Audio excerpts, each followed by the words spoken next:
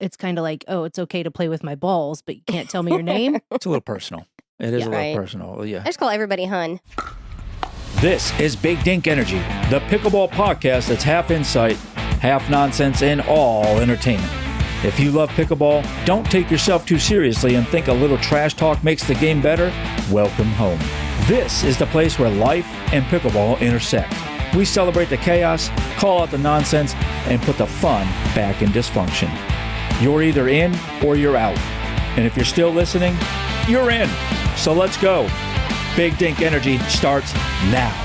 We are the official podcast of Pickleball, at least in our own minds. We're a semi-pro podcast. So this is the part of the podcast, and we do a little bit of kitchen talk. That's just where we're sitting around chatting, and we invite you in to sit and chat with us, because that's what pickleball is all about, community. We're building a community here. Then don't forget, don't be shy. Go over to bdepodcast.com and do all your commenting over there. Or, more importantly, maybe do it on the Insta and tell us what you think, something you heard, something you liked. Whatever. What's wrong with the Insta? Is it my age? Yes. Is it my The age? Walmart. Hey, I say that. Steph, you got something for a kitchen talk for sure. I do. So if we were just sitting around the kitchen and talking, I would be like, have y'all ever heard those parents who do the, we don't do screens in our house? Yes. Yes. And it's like, okay, your kid's reading a Kindle in the car. Yeah. Make it make sense, Trisha. Yeah. Yeah. Why is her name Trisha? Maybe more Karenish. Yeah. Yeah, how do you guys how- feel about that? Because How pedantic, right? How yeah, it's like a badge of honor. Like we don't do. We don't I feel do like that's how they say it too. Oh, Oh, we don't absolutely. do screens. Oh, okay. Well, why Yeah, is you're your too kid's snobby. finger halfway up his nose? It's like, I'm better Where'd than they you. get that from? It's like I feel like they're acting like they churn their own butter Yeah. and they like Yeah. pass out wooden toys. Like, oh, we don't Yeah. do screens. Oh, We're exactly. over here. They're just We- so pretentious. We Yeah. don't have electricity. Yeah. We hand crank the radio in our car. I just We feel got like a horse and buggy that brought us here. We care about the environment. I feel like we're all just trying to do our best as parents. Absolutely. Like, I mean, my kids are, our kids are older now, but I mean, my kids use screens. And in some respect, I kind of feel like by the time they listen to this, their kids probably sent like 20 Snapchats and they just don't know it. Yeah. Yeah. They got screens somewhere, right? But I mean, I feel, I don't know. Some Coco Melon, it needs to happen sometimes. You just need a break and you just need it. Yeah. Yeah. I mean, we had Phineas and Ferb, and you bring up Coco Melon, but that always makes me think of Caillou. Caillou was the worst. That show. Caillou. But I mean, Why are you bald, Caillou? You're 15 and a half. Why are you still bald? I also think like that was like our Saturday morning cartoons as kids. Our parents would dump us there for 3 hours. Oh, I had to watch Bill Dance. I had to watch fishing shows. I didn't get to watch cartoons. Wow. That says, that does I would be really- like, we don't do screens. we don't do screens. We don't do fishing. We don't do screens. Now, the best thing about Bill Dance was all the bloopers. Oh, absolutely. So speaking of the screens, in this day and age, you're not doing screens means you are not preparing your children either. I 100% agree with that. I feel like people who I are can like go with that. anti-technology, they're like, when I grew up, we didn't have this. Well, in this day and age, we have this, and our kids are going to have so much more. My kids know how to use things on my phone that I don't know how to use. And you're teaching them how to adapt to that technology as they grow. And yeah, so I think, having the phone, we even enforce limits, not as much now as their kids are older, but we didn't just allow our kids to sit on an iPad all day. Right. The iPad didn't raise your kid. Right. That's a Did it different. not? The one kid's a Preschool little monkey lunchbox. Yeah. The one kid's a little suspect still, so I'm not sure. But I just feel like not even just the whole screen thing. I feel like it's just their behavior about it. Like when they see other people and like look at my pedestal. That yes, I'm on. and it's like, oh, you passed your kid the iPad while you're at the grocery store or whatever. And they're just like, oh, we don't do screens. And it's like, you don't I'm a know. better mom than you. Yeah, well, maybe you put your kid in school all day and I homeschooled my kid all day. So maybe this is the 15 minutes you saw my kid on a screen. Yeah. Like you Right. don't know what everybody's going through. And so I think that's the part of it that pisses me Yeah, off. it's just so judgmental. So Yeah, like, judgmental. oh, did your kid not crap in his pants like mine did? Okay, come on. Came out of the womb potty trained. I think but both- it goes to what I always say though. In this day and age, I don't really care your specific age. If you are dumb about something, it is a choice you're making to be dumb, right? Because there's so much out there. The information is out there. You have to go out. You can go out there and find anything you want to find about anything. You can go search a video on how to do anything. Right. And so I feel like maybe those kids are a little bit behind, unless, like you said, oh, we don't do screens because we're sewing denim dresses tonight. Right after we churn the butter. I feel like that's right after we slaughter the cattle. The mentality behind it. Yeah. And so I think that pretentiousness and elitism is what makes me want to punch them in their throat. Yeah. Agreed. Yeah. I mean, what are you living with Michael Landon? You're out on the prairie? I mean, come on. Good one.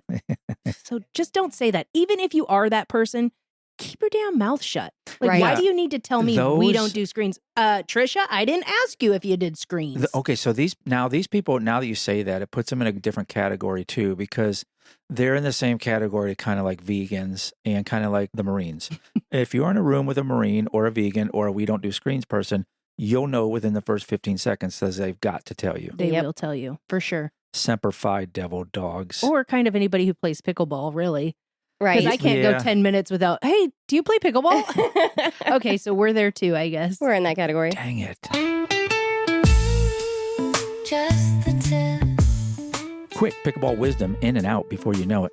USA Pickleball Rule 4.A updated the drop serve. You can now release the ball. This is how I like to do it. You can now release the ball from your paddle instead of just your hand. In the past, you had to drop it from your free hand, no paddle tricks allowed, and you couldn't spin it. Now you can let it roll off your paddle's face, but here's the catch. Gravity only, no flicking, spinning, tossing, or anything with force. The ball has to fall naturally, has to be below your waist, and your opponent must see the release. It's still a drop serve, just with a paddle twist. Legal, simple, sneaky. That's just the tip.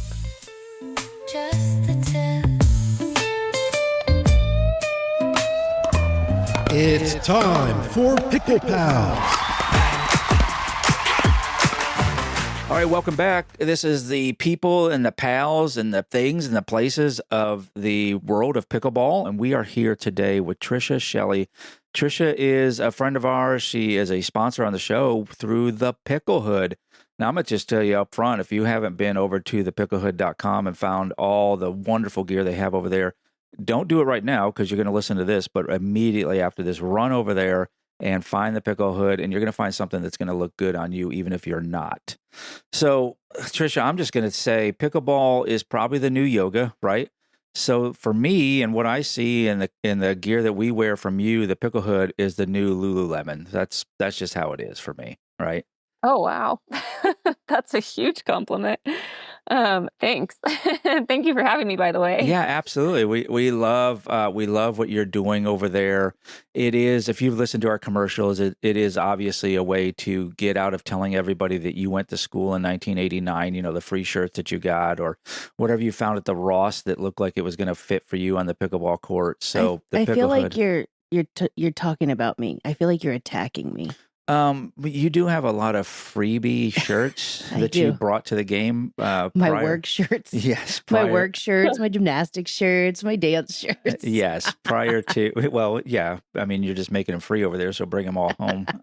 But the last time I played, I did have a Pickle Hood shirt on, and I got several compliments. Yep. Absolutely. Aww. Yeah. Oh, that's awesome. Okay, so that's the goal. Yeah, absolutely. Let's look good while we're playing on the court. Even if we're not good at it, we should look good while we're doing it, right? Well, yeah, and your podcast is Big Dink Energy, and I just feel like when you wear fun gear that's pickleball related, you're bringing good energy to the courts, and you just want to have fun, and yeah. That's it. And you're creating a community around it as well, which is what pickleball is really known for. So let me ask you this, Trisha. What was the first design that made you go, okay, we've really got something here?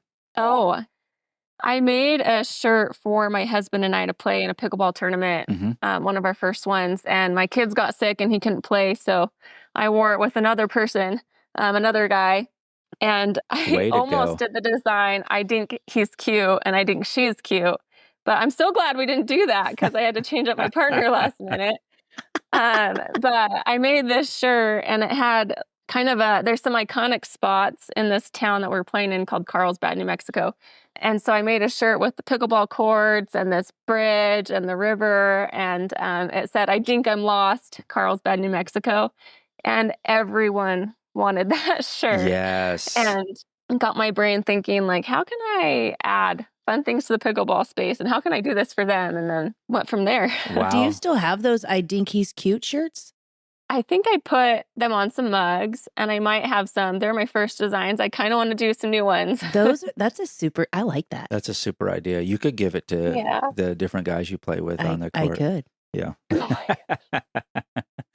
So you're a mom, obviously a creative person, and now just a business badass, if you don't mind me saying that. So Oh, wow. what did becoming an entrepreneur teach you about yourself that you didn't know before?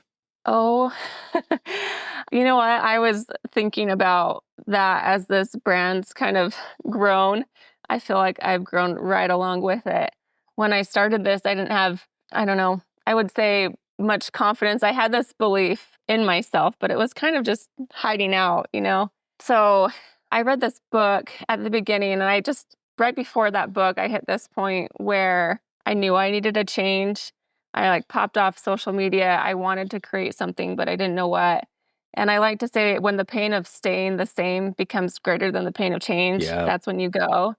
This whole entrepreneur process of like reading books and telling myself affirmations to believe I could do that, it's just really pushed me to persevere more than I thought I ever could. Right. It's just a big waves, like this whole process. Some days I'm like, I'm doing great. I love this design. People are commenting like they love it. And then there's a huge dip and like, oh my gosh, I'm overwhelmed. It comes with the territory, but I'm just learning. Or like, I cannot figure out this part of the website. It crashed. So what do I do here? Right. You know? So it's just been a huge growth of persistence and perseverance to just take it to where I've taken it now. And I'm sure it's going to take a lot more to get moving on. Also financially becoming way more savvy there. That's been a big thing too. Sure. Yeah, absolutely. And so the designs are amazing, and you all go out there and go to the picklehood.com and see the designs, but I know with my dance background, like the 222, I am in love with that. Ballet, not pole. Well, anymore. That one, I just love it. It is the most adorable. I'm about to go pick it up. Oh, that's so nice. It's so cute. Yeah. I didn't know I didn't know if it would resonate with other pickle hoods, but, and I say pickle hoods as in like the little communities. Right. Yeah. Each one is, there's like a greater whole, but then like you have your group, you have your people. That's your pickle hood. But yeah, our little group, there's a girl that started it on 222. She's like, you got to do the dance. So I do a little spin and then we pop it over the net. And yeah. And I think that's very important for people to know too, is you're not just you're not just out there being a clothing manufacturer and bringing these on. You're also a player. So that, there are a ton out there, and being a player is so much, so important to what you do, because you've got the vibe check going on all the time, and you know what the players want. Not just the designs, but the cuts too, like you mentioned, and the fabrics as well. So, there's so much that goes on there. So let me ask you then, do people really underestimate how much heart and hustle go into the fun brand that is the Pickle Hood? I would absolutely, yes, agree with that. I like to think of it as like on Instagram, when they see me pop up, it's like a tiny blip in their day. Yeah. And they get that email in their inbox, tiny, tiny blip in their day. But to me, it is on my brain constantly. The other day, I'm looking for it right now. This will tell you just how much it's on my brain. My daughter, she's 11. She put a piece of paper on my computer, taped it to it, and it had 10 ideas for a shirt with like a little cute play on words with I Dink. But yeah, it consumes you, because you have not only the Instagram and the Facebook ads and the marketing side, you have to squeeze in designs here and there and email marketing. And then you're doing the customer service side too. So it's just, I think it's way more than I thought it would be when I started it, but I enjoy it so much that my brain loves all of the different things that I'm doing. And that's we like to illustrate that to people who are just thinking, oh, I can just go do this, right? No, you're the duck, right? Your feet are just consistently and constantly paddling hard under the water, Nobody sees that. They just see what looks perfect on the surface. Yeah. And good brands like yours, they do it really, really well. I'm trying. It's like a fail forward thing at this point. Yeah. Like try and fail. Okay, this is going to be good for now, and then like revamp it in a little bit too. Yeah, do it scared, right? Yeah, do it. I think that's been my whole motto this whole time.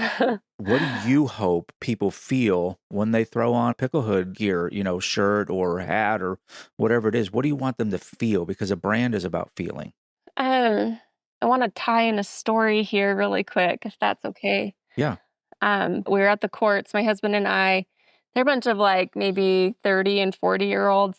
And this little 80-year-old lady showed up at the courts.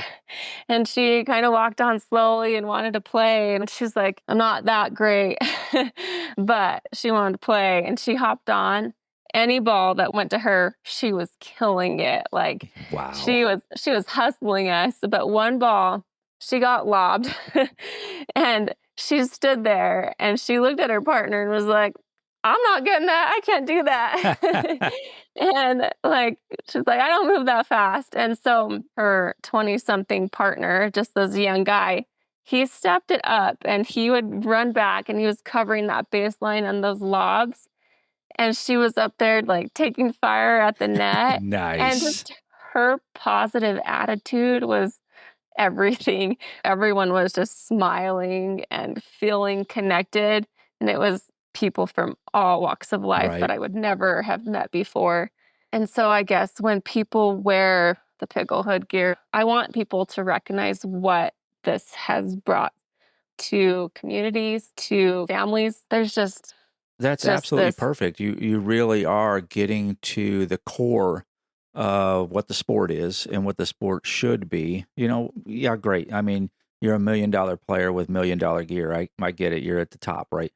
But that's not who the majority of pickleball players are. We are the people that are just showing up from our different walks of life, different backgrounds, different experiences, and we're all coming together around this one awesome sport. And then when I think of the Pickle Hood gear, it's kind of an outward therapist for everybody around me to see, this is what I think. If I'm wearing a Dink Daddy shirt, then right? This is what I personally think about myself a little bit. Yes. Oh my gosh. Yeah. Everybody resonates. Yeah, it all comes from like personal experience. So the Pickle Hood, right? It's a total vibe. What is the Pickle Hood's walk-on music? You're showing up to a tournament or something like that, and you're totally repping the brand. What's the walk-on music? Oh my gosh. This is, I don't know if it's like the walk-on music, but it's like the epitome of it. So I would say Magic by Andy Grammer, if I could sing a little, describe it. Sing a little of it. You want me to sing it? Yeah, let's hear a little bit. It's your song. I want chills, I want the static, I want I want the magic. Sorry, I really went for it. Awesome. But it's basically like, I want the magic, give my life more magic. Like, I'm getting magic out there on the pickleball courts is basically the vibe. Yeah. And I want to fill my life with magic. Heck yeah. Sweet. Yeah. Yep. So that's kind of the Pickle Hood to me. How lucky are we? Look what we're creating. Like, let's go. Let's keep it magic. Yeah, that's awesome. And I'm just going to tell you personally, I felt like I was on The Voice, and I'm definitely turning my chair around. That was a great rendition. Oh man, thank you. So how do people find you? How do they get the gear? How do they get the merch? Where do they go? On Instagram is a good place to start. If you want to go to _Picklehood on Instagram, that's where I'm trying to create like a little community that's a little more interactive. We're posting funny things, posting our latest gear. And then, of course, go ahead and hop onto thepicklehood.com to take a look at all of the merch that we have out there. There's quite a few pickleball products for pickleball lovers. And that's where you'll go. You can sign up for email there and get a discount. Also, Big Dink Energy has a discount code too, so make sure to use that. It's a good one. Yeah, make sure you go Big Dink Energy 20 to get 20% off all of your Pickle Hood merch. And why wouldn't you? Look, stop looking like you just walked out of Ross and picked some gear out of there. Go get something from the Pickle Hood. Look like you're showing up to actually play. Even if your game isn't that good, you need to be looking good on the court. So, Trisha, thank you so much for being on the podcast. Thanks so much for being a sponsor for us and believing in us. And we certainly believe in you. We love everything you're doing over there. Matter of fact, I know I'm making an order today for some more merch. So if you are out there and you're looking for something to amp up your game and it's not paddle related, go get your gear. That'll make you look like you're a good player. What you've said today means the world to me, and I'm excited to keep putting stuff out there for our community to bring us closer. So awesome. Thank you so much. Thank you.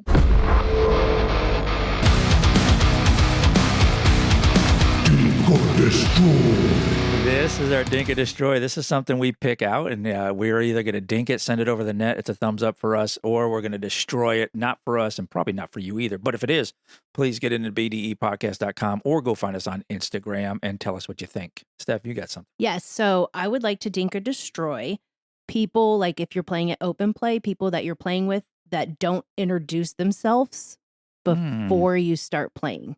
So it's kind of like, oh, it's okay to play with my balls, but you can't tell me your name. It's a little personal.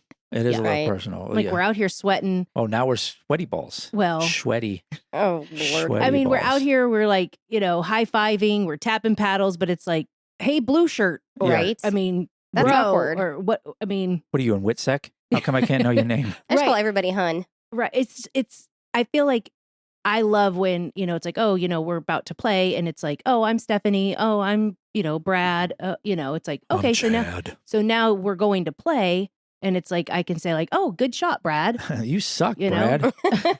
Yeah. Like pick it up. What do you think? I don't know. So with my background, I really don't care what people's names are because I forget it as soon as you tell me, You forget what court we're on. I forget we're doing a podcast today. Where am I? Silver alert. No, so, but it is because, for the uninitiated that are listening to maybe this episode, I don't know why this is the first episode you got into. There's other ones. So I'm a police officer. And as soon as you hand me your driver's license and tell me your name, I'm out. I don't remember it. And because I talk to people all day long. But I'm not saying you have to remember it for the rest of your life, but at least, right before you play, they're about to be your partner. No, because I'm like, hey, buddy. Hey, pal. That was great. Yeah. Awesome, dude. Because I've forgotten it. Unless it's unique. You got to use those name games. I've tried it all. I just have a dumb brain. So I guess I'm more kind of dinking or destroying the people who just don't. They just don't introduce themselves. They just go out there like my Pickle Richard that we talked about. I'm secretive. You cannot know my name. I'm not trying to do a profile on you. I just need to know what to call you when I call your ass out. Right. That does make sense. You should introduce yourself. And the other side of it for me with the name Guy, I get asked 3 times. What is that? What is that? Oh, Guy. Oh, that's unique. And then it's a whole thing. For me, I think it is a destroy. I want you to introduce yourself. It is all about the community. And if you play really, really well, I want to remember that. Yeah. I also think when someone comes up and introduces themselves, it's that opportunity for you to see what type of player they are. Like that first 5 seconds, I can tell if this is going to be fun or if this is going to be like you're calling every kitchen line. Yeah. And it's just going to be like, are you kidding me? I'm out. Yeah. Not by their name. I'm not judging by their name. I'm just judging from, are they up and like, oh, hey, I'm Stephanie and I'm excited to play. Yeah. Or if they're like, Tom. Yeah, I'm Tom. Let's go. Like nobody wants to play somebody like that. Some of them, some of the ones for me too is I'm William. Can I call you Bill? I mean, that seems like a lot, William. But if you introduce yourself I'm Richard. It's like, can I call you Dick? We'll see how you play. I might call you that a lot. You were already playing with his balls, so in the now car. Not playing with the balls in the car. Well, no. No, that's there's laws against that. Where are we? For sure. Went down. Where are we right now? Introducing yourself on the court. So I am a destroy on people who just walk on and just are like, let's play. So destroy. Yeah. I think you should at least say, hi, I'm Stephanie. I don't think you need to tell me your duper score and all that kind of stuff. No, but at least okay, we know who each other are. And maybe they think they're bigger than what they are. And they think you should know who they are sometimes too. That's sorry. I don't even know the big people. No. I don't want to play with people like that. That's just ridiculous. No, I'm a destroy. If you don't introduce yourself, it sends a vibe. It sends a really bad vibe, and I'm a destroy as well. I don't like that. Yeah, I'm going to be a destroy. Even though I'm going to destroy it in my head and not remember your name, I'm a destroy on this too. Please introduce yourself. News you can use. Battle Princess, you had something. Okay, so I found this and I kind of wanted to discuss it with y'all. It is not pickleball related, but it is something that I found completely weird. So KFC recently introduced a fried chicken flavored toothpaste. The flavors are inspired by all of KFC's 11 herbs and spices. And they say it's like biting into a hot, juicy piece of KFC original recipe chicken. And it completely sold out on their website. And now there are tubes of it on eBay going from $50 to $5,000. Holy crap. What? For we missed chicken it. flavored toothpaste. First of all, I haven't eaten.